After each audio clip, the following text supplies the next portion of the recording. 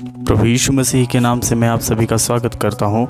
आज हम जिस विषय के बारे में जानने वाले हैं वो ये है कि यीशु मसीह के 12 चेले किस तरह मारे गए।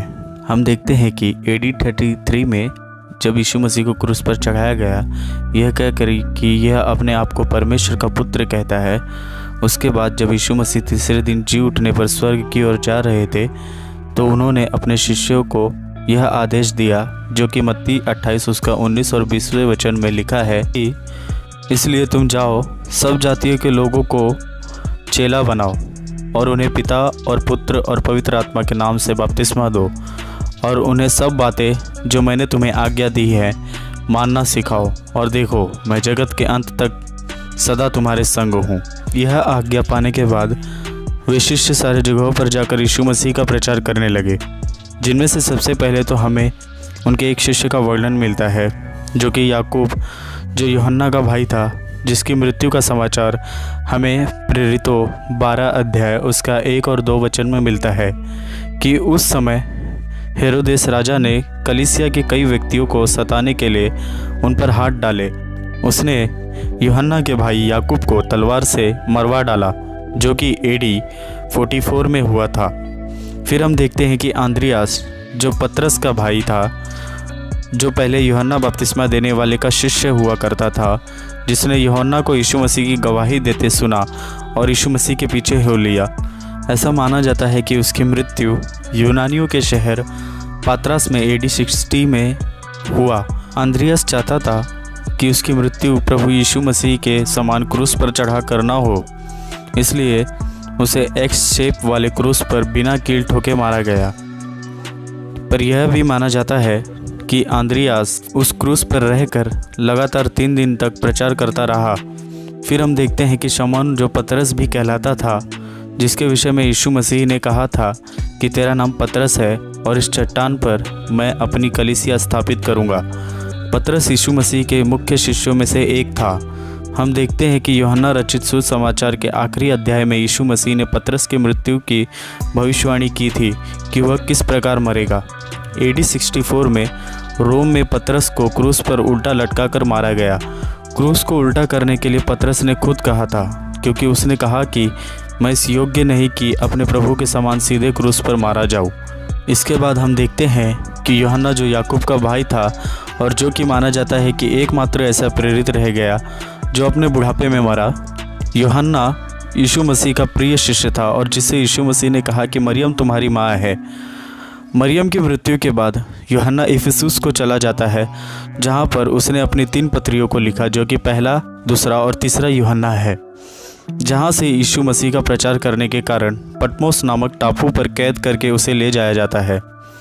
वहाँ पर हम देखते हैं कि उसे यीशु मसीह का और अंतिम दिनों में क्या होने वाला है उन चीज़ों का दर्शन मिला, और वहीं पर उसने यह पुस्तक प्रकाशित वाक्य लिखी। इसके बाद यूहन्ना को वापस इफिसुस में ले जाया गया, जहाँ पर यूहन्ना साधारण मृत्यु से मरा। जिस साल में वह मरा वह AD 98 था। ऐसा माना जाता है कि एक बार यूहन्ना को गर्म तेल की कढ़ाई में डाला गया था, जिसमें से वह बिना किसी हानि के बाहर निकल आया। फिर हम देखते हैं कि फिलिप्पुस, जो यीशु मसीह के 12 चेलों में से एक था और जिसने माना जाता है कि सीरिया, ग्रीस, फ्रीगिया इन जगहों पर प्रचार किया, यह वही फिलिप्पुस है जो यीशु मसीह का शिष्य बनने के बाद नतनएल को यीशु मसीह के पास ले आता है। फिलिप्पुस बैतसैदा में रहा करता था। पक्के तौर पर यह नहीं कहा जा सकता कि कौन सा फिलिप्पुस कैसे मारा गया, क्योंकि हमें 2 फिलिप्पुस मिलते हैं। एक तो यीशु मसीह का शिष्य था, दूसरा इवेंजलिस्ट था। ऐसा हम कह सकते हैं कि ये दोनों एक ही व्यक्ति थे।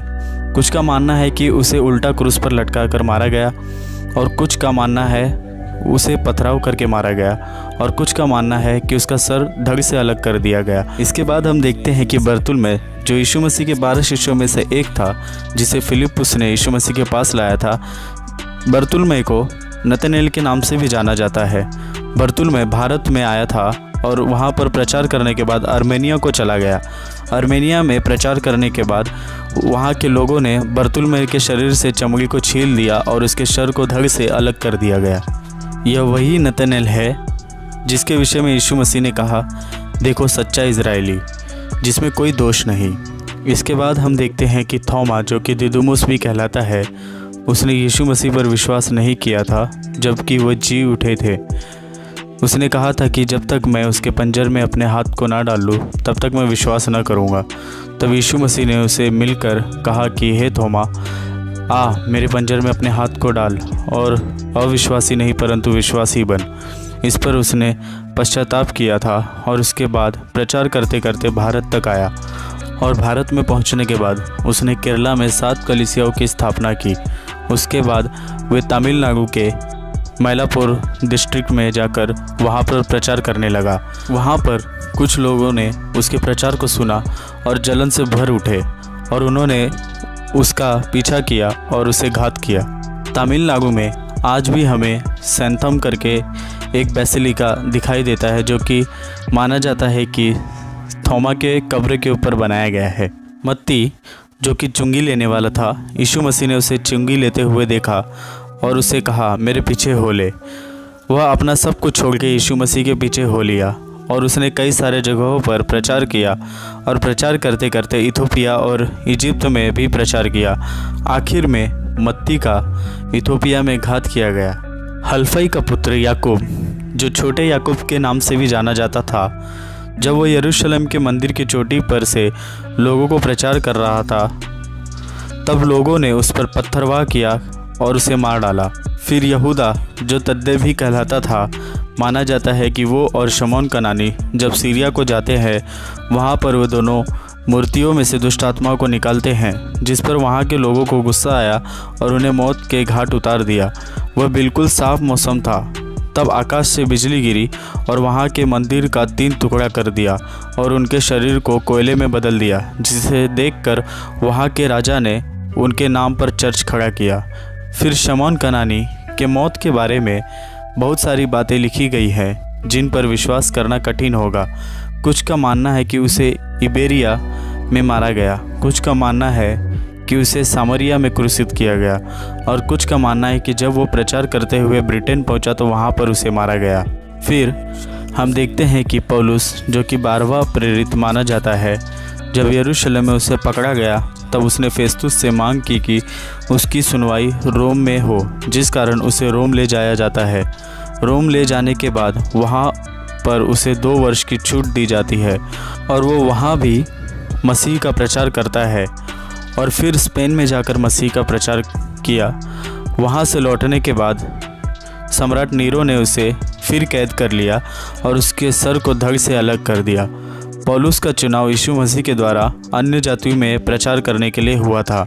हालांकि ये 12 चेले बहुत ही बुरी तरह से मारे गए, पर फिर भी उन्होंने मसीह के नाम को फैलाना ना छोड़ा और वे मसीह के विश्वास में स्थिर रहे और आज उन्हीं के द्वारा हम मसीह यीशु में बने हुए हैं। इन बातों के द्वारा प्रभु आपको आशीषित करे।